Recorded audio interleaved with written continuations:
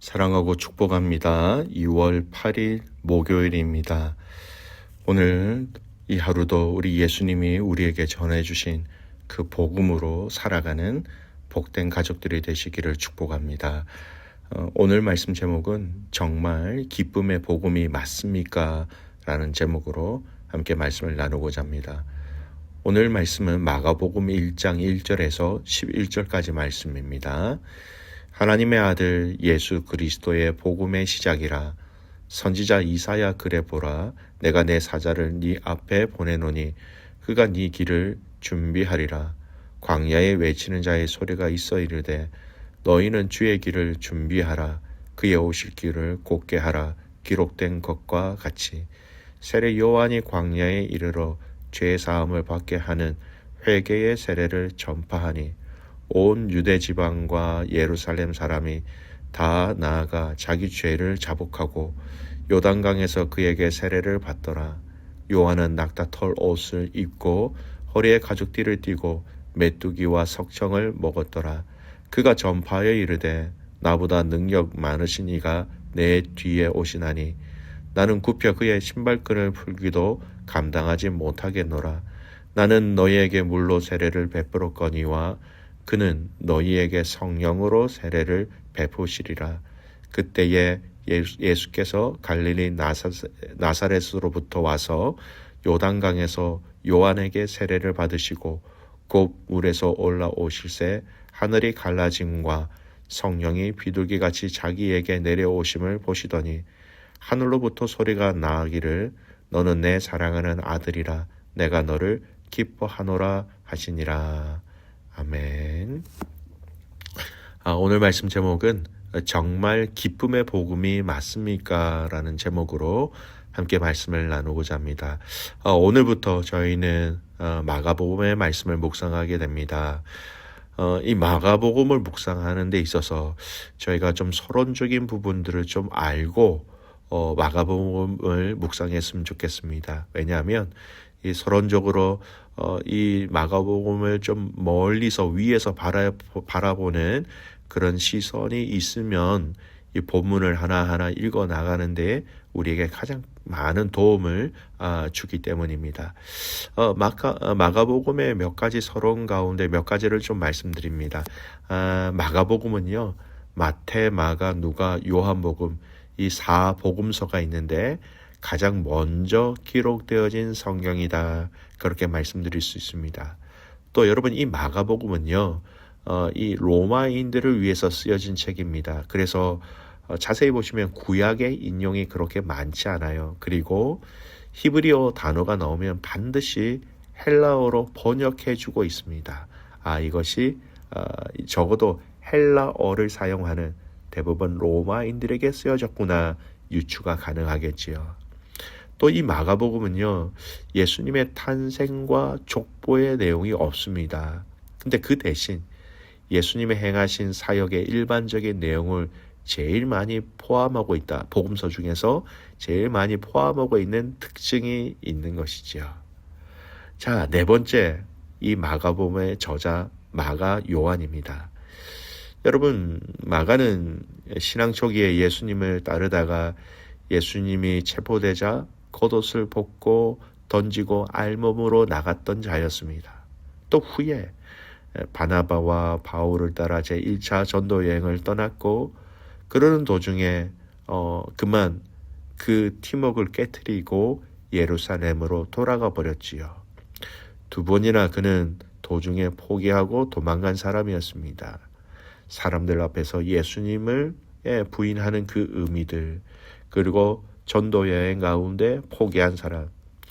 여러분, 이 일로 인하여서 바울과 바나바가 2차 전도 여행을 앞두고 이 마가를 데리고 갈 것인가 아닌가 심히 다투어 갈라지는 일들이 있게 되었지요.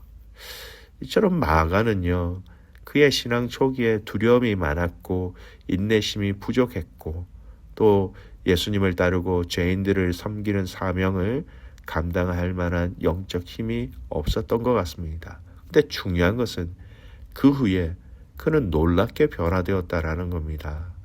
사도 바울에게 있어서도 없어서는 안 될 소중한 동력자가 되었고 그는 한때 로마에서 바울과 함께 감옥 생활을 하고 그를 섬겼습니다. 여러분, 이 저자가 마가라는 이 사실 하나만 해도 굉장히 중요한 메시지가 우리에게 있지요. 우리 눈에 보기에는 실패한 사람, 제자 마가로 보여졌지만 이후에 그에게는 하나님은 놀라운 은혜를 주셨고 오히려 그는 바울이 찾고 의지하는 사람이 되어버렸다라는 겁니다. 여러분, 우리가 마가복음을 계속 묵상하면서 기억하셔야 할 것은 바로 이것입니다. 마가복음의 저자도 하나님 앞에서 여러 번 실패하고 무너진 사람이었지만 하나님은 그를 회복시켜 아름다운 결론을 맺게 하셨다라는 겁니다. 여러분, 혹시 이 마가복음을 묵상하는 이 한 달여 정도의 시간 가운데 여러분 안에 있는 실패와 낙심과 그로 인한 영적 침체가 있으시다면 이 실패한 마가를 사용하셔서 그를 세우신 이 말씀의 내용을 통해서 온전한 회복과 승리를 맛보시기를 주님의 이름으로 축복합니다. 자, 오늘 본문으로 돌아가겠습니다. 오늘 본문, 특별히 오늘 본문 말씀은 1절을 중심으로 해서 말씀을 좀 살펴보겠습니다. 1절 말씀에 보면 하나님의 아들 예수 그리스도의 복음의 시작이라 이렇게 나오지요.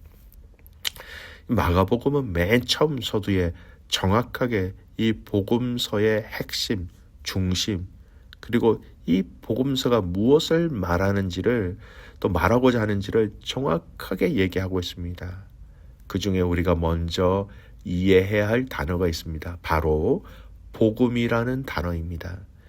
여러분, 복음이라는 이 단어는 헬라어로 유앙겔리온이라는 단어입니다.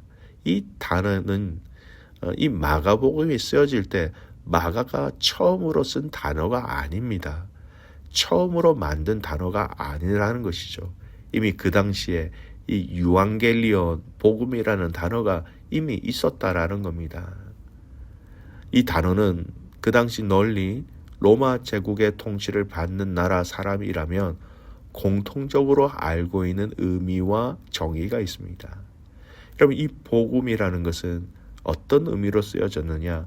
좋은 소식입니다. 좋은 소식. 근데 이 단어가 로마 시대 때 그 당시에 마가복음이 쓰여질 당시에 어떻게 쓰여졌느냐? 몇 가지가 있습니다. 첫 번째, 전쟁에서 승리의 소식을 전할 때 그것을 유앙겔리온, 복음이라고 얘기합니다. 지금 내가 여러분에게 복음을 전합니다. 이렇게 얘기하는 것은 그 당시에 전쟁에서 이기면 승리하죠. 그 승리의 소식을 전할 때 유앙겔리온을 전합니다. 이렇게 쓰여졌다라는 겁니다.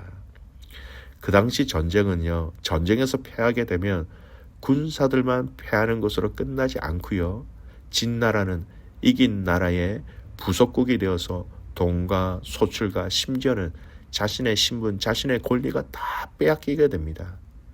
그러는 전쟁 가운데 전쟁에서 승리하였다라는 소식을, 복음을 가지고 왔습니다. 이렇게 이야기하면서 사람들에게 기쁜 소식, 우리가 이겼습니다. 이게 바로 복음, 유앙겔리온이 사용되어졌던 단어입니다. 그래서 전쟁 중에 누군가 유앙겔리온 하면 복된 소식, 우리가 이겼구나, 승리를 의미한다라는 것이죠. 두 번째, 왕에게 중요한 일들이, 기쁜 일들이 일어날 때 유앙겔론입니다. 아들이 태어난다든지 왕의 생일날 왕이 선포하는 복된 내용, 복된 소식이 있다라는 겁니다. 그래서 왕가에, 그 왕 가문에 아주 기쁜 일이 일어났을 때 세금을 감면해 준다든지 아니면 종들을 풀어주는 해박의 소식들을 왕이 선포하였다는 겁니다. 그 좋은 소식, 내일 왕이 유앙겔리온을 선포한대 라는 이 좋은 소식, 세금 감면 아니면 해방의 소식들, 이런 것으로 전할 때 쓰여졌다라는 겁니다. 정리해 보면 그 당시 복음, 유앙겔리온은 승리의 소식 또는 자유의 소식, 기쁨의 소식이라는 의미가 있었다라는 것이죠. 그 의미를 마가는 그대로 가져와서 이 마가복음을 받는 사람들에게, 우리에게 승리의 소식, 자유의 소식이 있습니다. 그렇게 얘기하고 있는 거예요. 그리고 그 소식, 유앙겔리온, 기쁨의 소식은 바로 하나님의 아들 예수 그리스도입니다. 그 얘기를 오늘 마가복음 1장 1절에서 이야기하고 있다라는 겁니다. 여러분, 그 당시 이 유앙겔리온이 가지고 있는 의미뿐만 아니라 그 감정을 알아야 됩니다. 전쟁에서 이긴 승리의 기쁨과 같은 참 기쁨, 종이 되었던 자들에게 자유를 선포하는 정말 해방의 깊은 소식. 우리는 천천히 나지막한 그런 소리로 유앙겔리온, 유앙겔리온 이렇게 얘기할 수 있겠지만 정말 그 당시에 이 유앙겔리온 복음은요, 그렇게 말할 수 있는 것이 아니었습니다. 감격해하면서 벅차오르면서 우리에게 승리의 소식이 있습니다. 우리에게 해방의 소식이 있습니다. 그렇게 표현하고 그런 의미가 있다라는 겁니다. 그래서 오늘 1절의 내용은 우리가 이렇게 읽고 이렇게 받아들여야 하는 것입니다. 너무너무 기쁜 소식, 너무너무 감격스럽고 너무너무 행복해서 벅차오르는 감정을 주체할 수 없을 정도로 격앙되어서 우리에게 예수 그리스도라는 복음이 있습니다. 그렇게 외치고 있는 것입니다. 이 문자로 기록되어져서 그렇지 여러분, 이 유앙겔리온 복음이라는 말 자체가 그것을 포함하고 있는 것이지요. 사랑하는 믿음의 가족 여러분, 오늘 우리가 알고 있는 예수 그리스도라는 이 복음, 그리고 예수님이 복음 그 자체이며 또 예수님이 우리에게 말씀하신 그 하나님 나라의 복음, 여러분 이것을 저와 여러분 안에 이런 큰 기쁨으로 이 말씀을 받을 수 있기를 주님의 이름으로 축복합니다. 그래서 너무너무 기쁜 소식이기에 여러분 우리는 이것을 우리의 입술에만 그냥 두는 것이 아니라, 마음에만 두는 것이 아니라 표현할 수밖에 없고 이야기할 수밖에 없다라는 것이죠. 여러분, 마가복음 안에 이 복음이라는 단어가 쓰여질 때 여러분 우리 안에 가만히 있을 수 없는 기쁜 소식이기에 다른 사람들에게 말한다, 전파한다는 의미가 있습니다. 여러분 안에 정말 기쁜 일이 있었을 때에 여러분 아무에게도 말하지 않습니까? 정말 기쁜 소식은요, 많은 사람들에게 자랑하고 싶고 얘기하고 있습니다. 내 병이 다 나았습니다.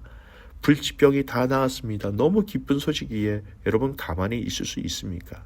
마치 이런 것처럼 마가복음 안에서 한번 살펴보겠습니다. 마가복음 1장 14절, 요한이 잡힌 후 예수께서 갈릴리에 오셔서 하나님의 복음을 전파하며 기쁜 소식을 막 전파한다라는 거예요. 마가복음 13장 10절 말씀, 또 복음이 먼저 만국에 전파되어야 할 것이니라. 마가복음 14장 9절 말씀, 내가 진실로 너희에게 이르노니 온 천하에 어디서든지 복음이 전파되는 곳에는 이 여자가 행한 일도 말하여 그를 기억하리라 하시니라.